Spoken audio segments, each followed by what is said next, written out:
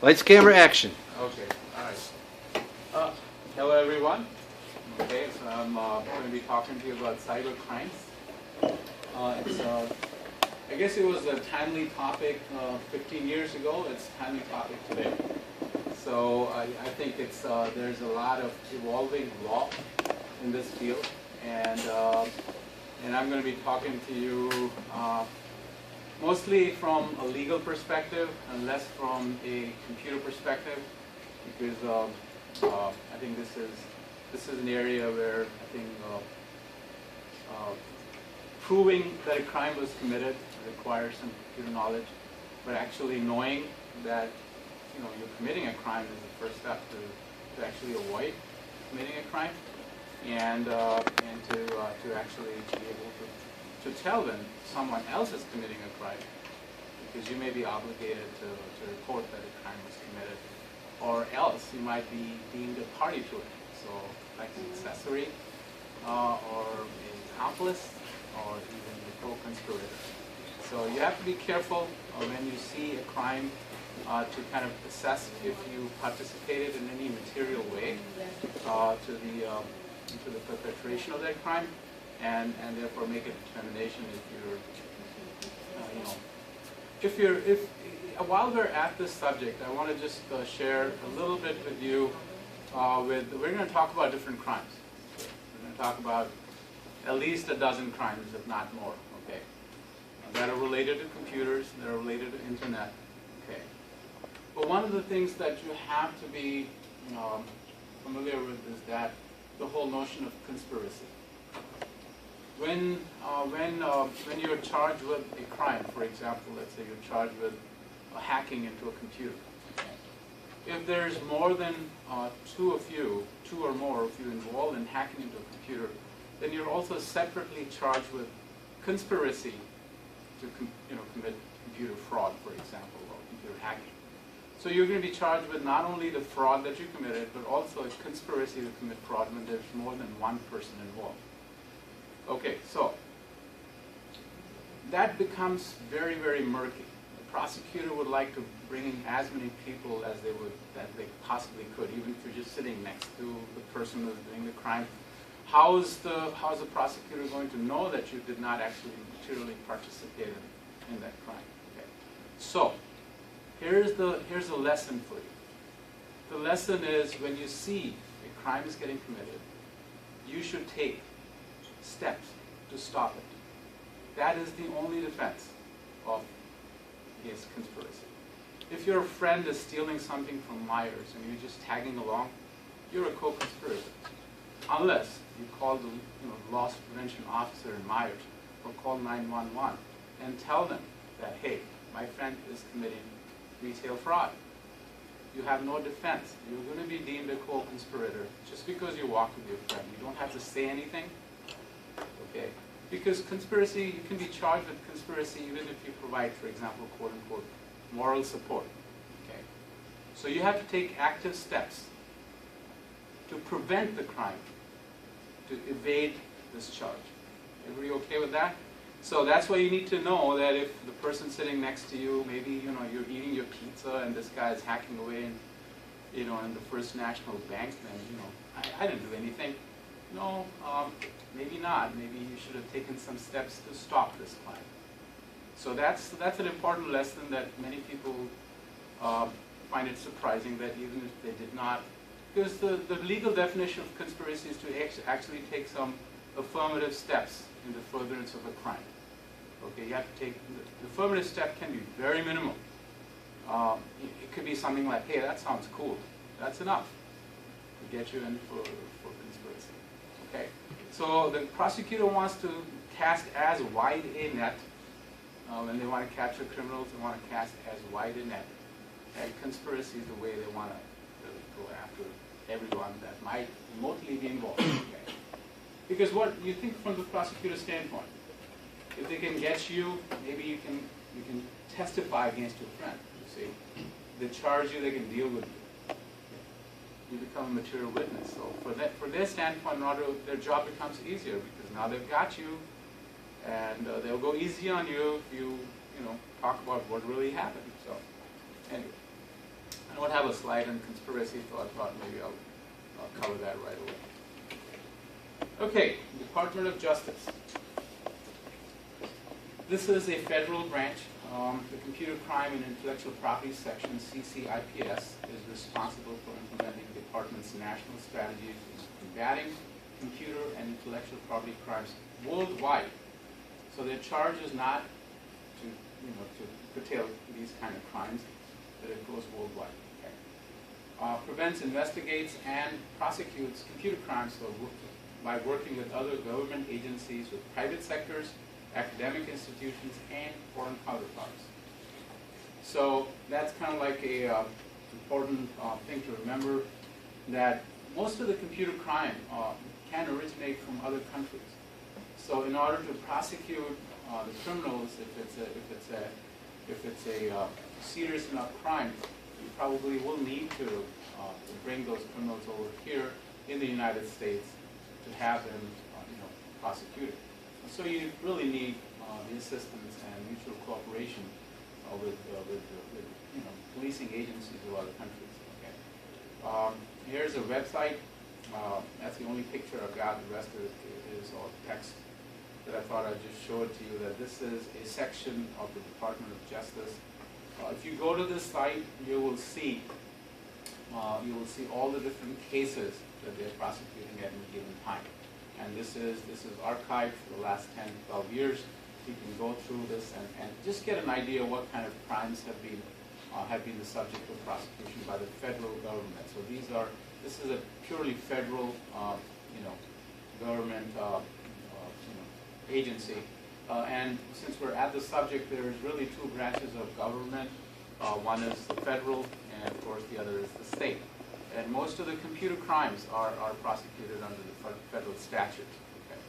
So we'll talk about the federal statutes first. Okay. So what is a cyber crime? Essentially, the Department of Justice categorizes computer crimes where the computer is a target. Okay, you're attacking the computers of others, spreading virus, for example, or launching a denial of service attack. Where you're really going after the computer, or maybe stealing some information that has value from another computer. Or computer is an instrumentality of the crime. Okay. Using a computer to commit traditional crime. Okay. Computer is a instrumentality for fraud in a lot of cases. Computer is an instrumentality of a crime when you're phishing. When you're sending, when you're sort of using a computer to make fake IDs. I guess computer is both an instrumentality and the target of a crime if you're using a computer to get into the Secretary of State database to steal information about people. So you're targeting a computer and you're using a computer to get in there. The third category is where a computer is an accessory. Using a computer as a fancy filing cabinet. So that is also a typical example of this, is that people have a lot of old records that they've collected and they're filing it in their filing cabinets using a computer. Pornography is another prime example where people have lots of filing cabinets of illegally acquired and illegal material that they store on their computer. So those are the three ways that a computer is typically used in a crime. And anything that involves a computer as a target, an instrumentality, or as an accessory is called a computer crime.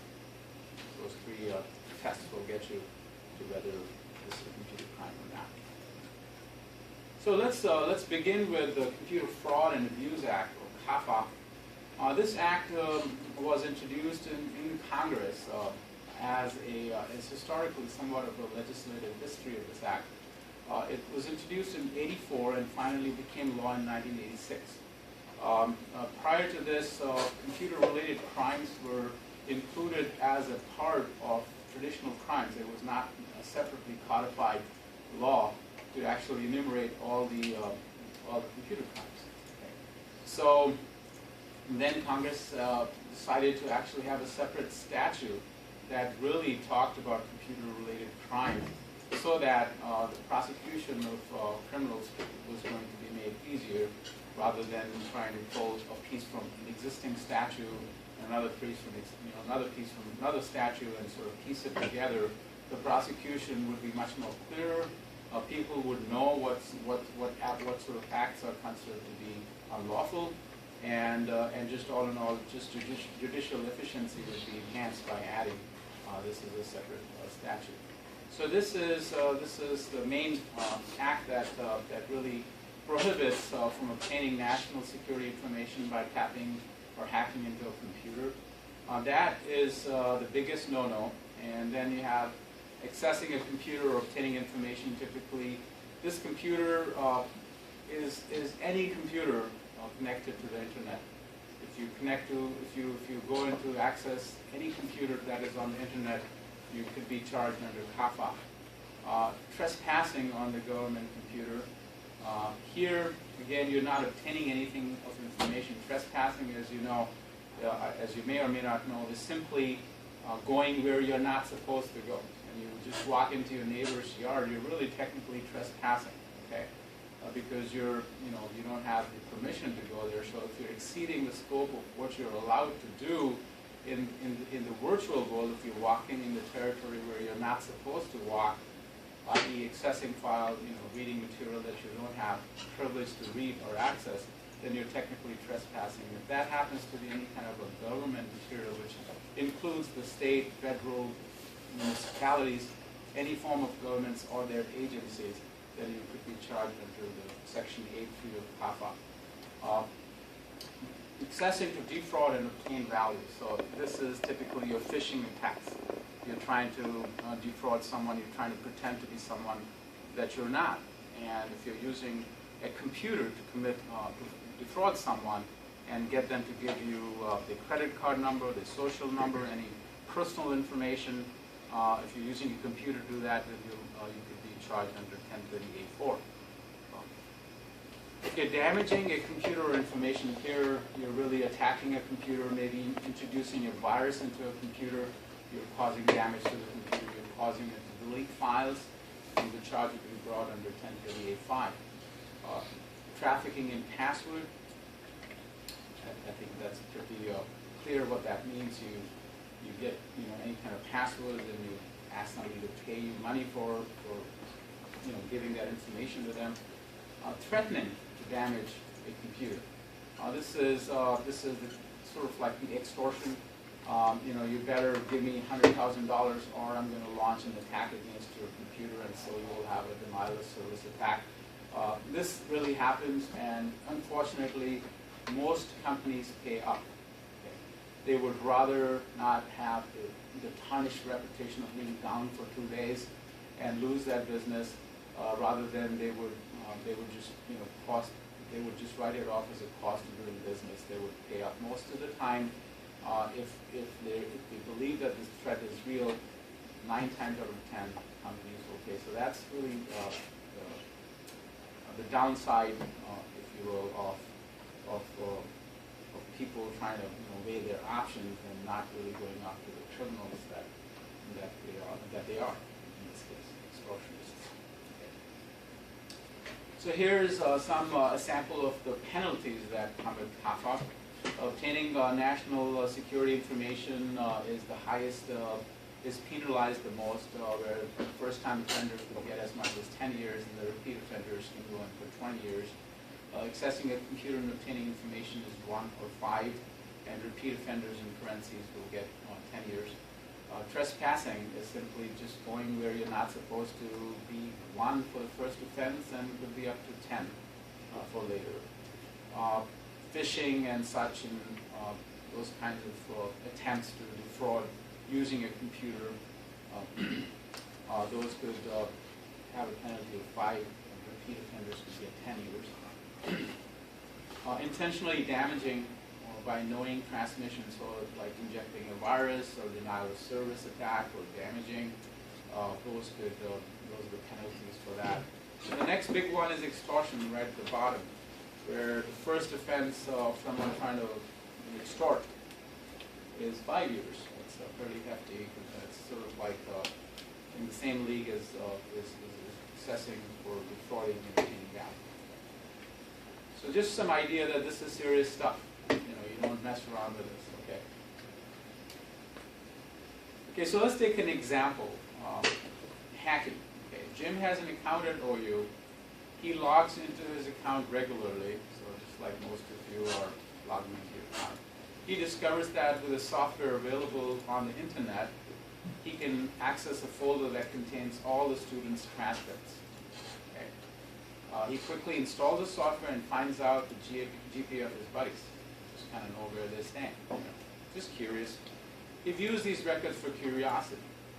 He does not note this information down, doesn't say anything to anyone. Okay. Was there a crime that was committed? First of all, did he commit any crime? Yes? How many people say yes? I mean, okay.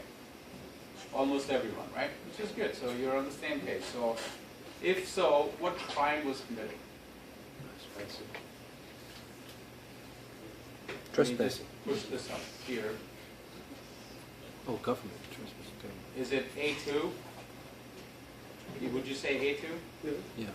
So he's accessing a computer and obtaining information. He does not have to, notice that the element of this crime doesn't require him to use this any information, any kind of benefit to him, for detriment to you, or for, for example, tarnishing your reputation, none of that.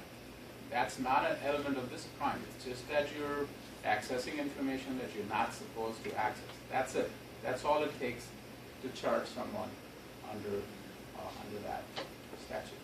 Okay. So we've answered that question.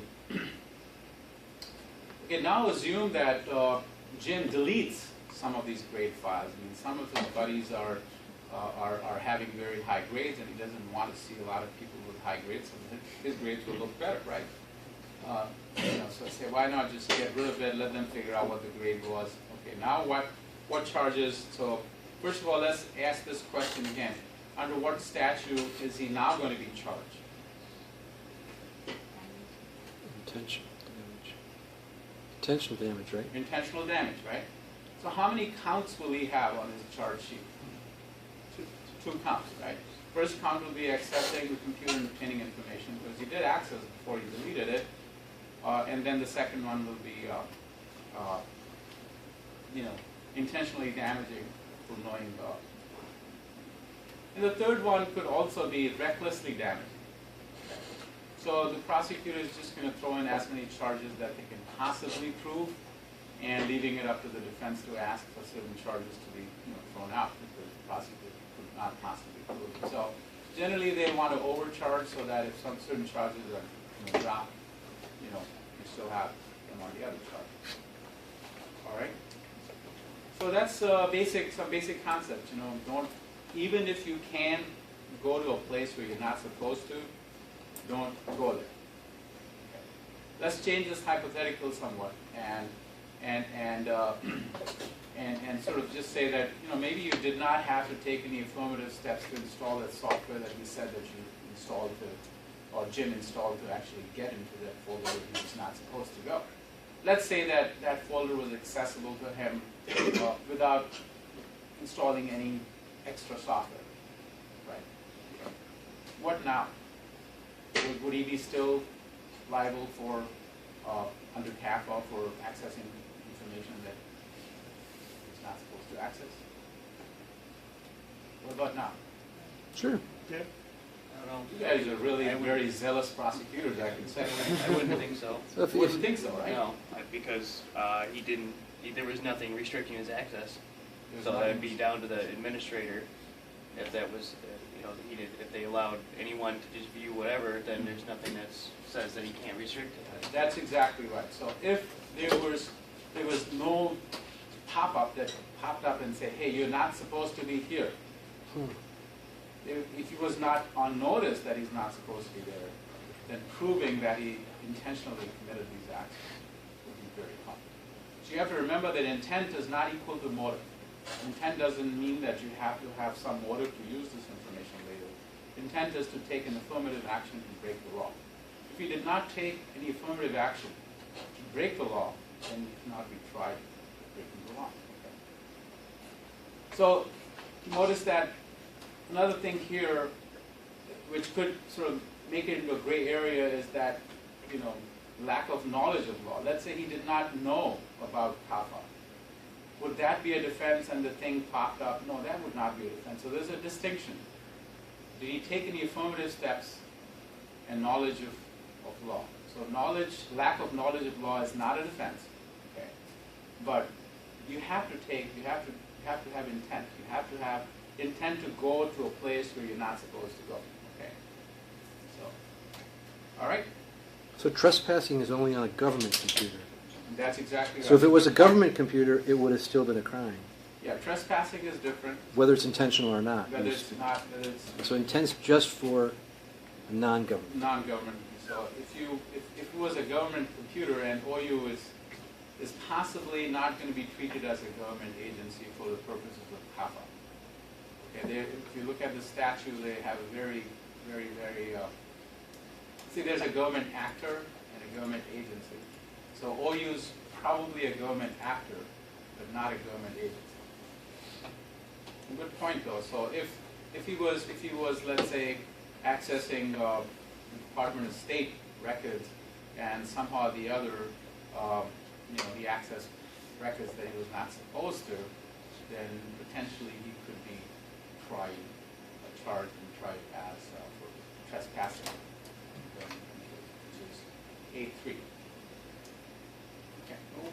Well, we can always discuss this more, because now we're talking about really gray areas, whether the prosecutor is going to go along with a charge like that. It's very discretionary up to the prosecutor. If they feel that you had no malice, no bad intent, they might not prosecute. And usually that would require taking a lie detector test or something to prove that you did not have any bad intent. Okay, next question. Viruses, Trojans, and worms. Title 18, A5 provides that whosoever knowingly causes the transmission of a program information code. This is the only statute that I'm going to actually show you. I mean, this actually talks about program information code or command, and as a result of such conduct, intentionally causes damage without authorization to a protected computer. Intentionally accesses a protected computer without authorization, and as a result of such conduct, recklessly causes damage, or intentionally accesses a protected computer without authorization, and as a result of such conduct causes damage and loss, shall be punished as provided in Section C. So, intentionally causes damage, okay, by, just by transmission of a program, or Part B and C simply say that accesses and causes damage and doesn't have to have any loss. So it's not a defense that, hey, I accessed it, but there was no loss. No. As long as you cause damage, and damage, the threshold for what is damage is very low. Okay. So the important point that I want to sort of convey here with you guys is, what exactly is a protected computer? What exactly is a protected computer? That's what is coming up again and again. So does that mean that the computer has to be secured in some way? Does it have to be behind like a fence, or is it protected in some way? Does it have to be running the latest version of operating system? Is that's what we consider protected? Well, the Congress didn't really think that to be the protection. They are sort of, everybody who's a citizen is protected. They're afforded the protection of the Constitution of the state and the laws of the state. So that's how they're treating computers as protected. That computers are being treated sort of as citizens of sorts. Okay, so that's why they're deemed as protected. Okay, and one other thing is that if you defraud, one other thing is that it's not a defense that the person whose identification you're stealing happens to be not alive anymore. It's still that information, that person, in the language of the statute, even if the person is dead, is still treated as a person, not a living person. So laws make a distinction between living person and persons. Persons could be anyone dead or alive. Anyhow, so what is a protected computer? the term protected computer is defined in 30E.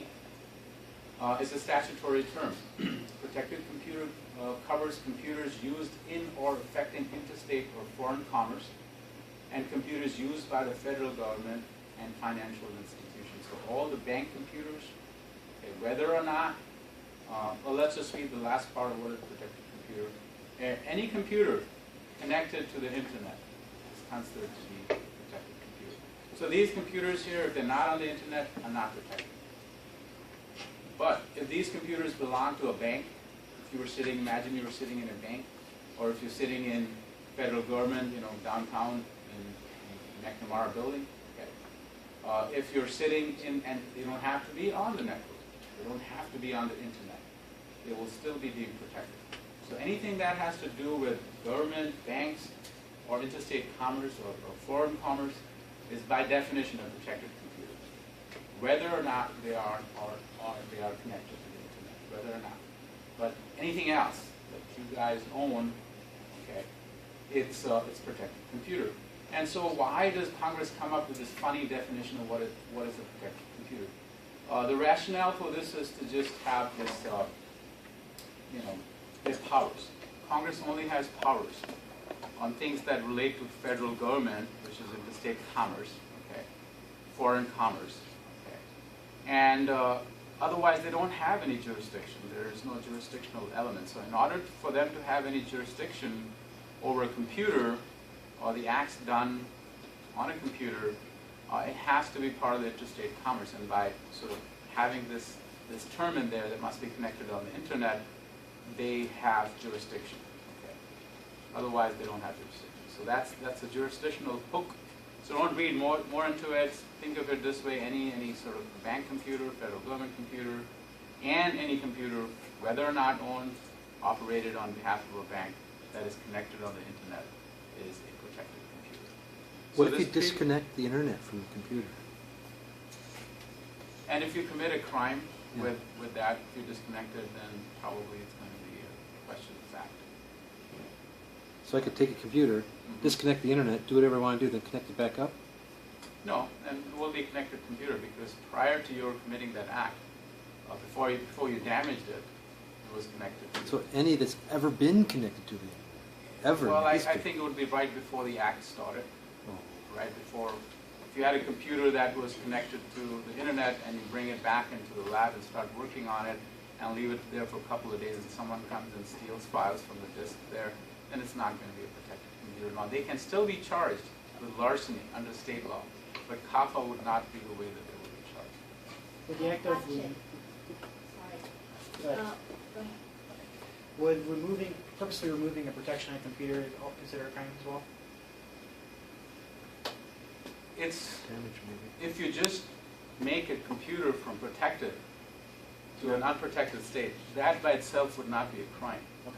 You'd have to do something after that. Okay. Maybe it was protected. Maybe you know that this computer that was protected had lots of records on it. Now you want to say, okay, I want to take it home, or I want to just take it to my bench and do something with it. That would be still deemed as a protected computer because the moment you plug the thing out with the intent of committing a crime, you were operating on, or you were subject to a crime was a protected computer. Okay. So right at the time the crime actually starts is when you can ask this question. So what's the definition of the computer?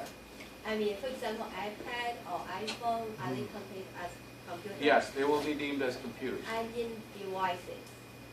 Any sort of devices, I think there will be some, any sort of electronic device that can process data. High-tech device, we may not know yet. Yes. Okay. Yeah, those, or iPad, iPhones, they will be all treated as computers. How is intent defined? Then what if I downloaded, I don't know, a program off the internet and I didn't really know what it was doing and it launched an attack from my machine? Would I have intent? Well, the question of intent will go to why did you download that program? All right. If you downloaded that program thinking that it was a patch, then you did not have the intent. If you downloaded that program to see if it could do something, and you said, okay, I've changed my mind, and if you took all the measures to delete the program on your computer, then you probably did not have the intent. If you downloaded the program and saw that it could potentially do damage, to say, okay, I'll take care of it later, then it's a gray area. Okay, your intent will be hard to prove in this situation. Okay, because the program had its own intent. So when you downloaded the program, your intent will get transferred to what the program did. So if it's sort of like you're trying to shoot A and B gets shot, you transfer the intent of shooting B. So that's what it's going to be. What were you trying to do when you downloaded the program? And it did this. Okay. If there's a big discrepancy between them, and you're trying to shoot someone in the leg and they got shot in the head, that intent still counts because your intent was to shoot. Okay, so that's kind of like the analogy. I don't know if it's the right answer, but that hopefully gives you some, Question. Yes. Good question. Yeah, that's a good question. Always have to struggle with intent. And intent, a lot of times, the only thing you have to remember is intent is not equal to motive. It's not equal to motive. Intent, if I just take the step, I have an intent of taking the step. That's it. If I hit the keyboard, I have an intent of launching the attack. What I want this attack to, whether this attack becomes bigger than I thought it would be, has no consequence. Hitting of the keyboard and launching that attack is enough to show intent to launch the attack. It gets out of hands, I didn't think that it was going to do this. No, it doesn't matter. The intent can transfer to the bigger event that follows. Just like you wanted to shoot someone in the leg and they got shot in the heart. That intent gets transferred. Okay, any other questions? Good. All right, denial of service. Using his computer connected to the internet, Joe launches a malicious DOS attack on eBay, causing their website to become inaccessible for 2 days. Joe then calls their CEO and demands $100,000 or he will launch another attack. So you say, I showed you what I can do. What do you say? You deposit $100,000 in my Cayman account in a bank. I give you the number. And so first question, is Joe's computer an instrumentality or a target of a crime? In this case, Joe's computer is just an instrumentality. He used his computer to launch an attack. eBay's computer an instrumentality or a target of a crime? That would be a target. Right? Is Joe's computer a protected computer? Yep. Yes, because it's connected on the internet. And so, is eBay server a protected computer? Yes. What statutes will be used to charge Joe? So let's go back to our previous example. So, which one would you pick?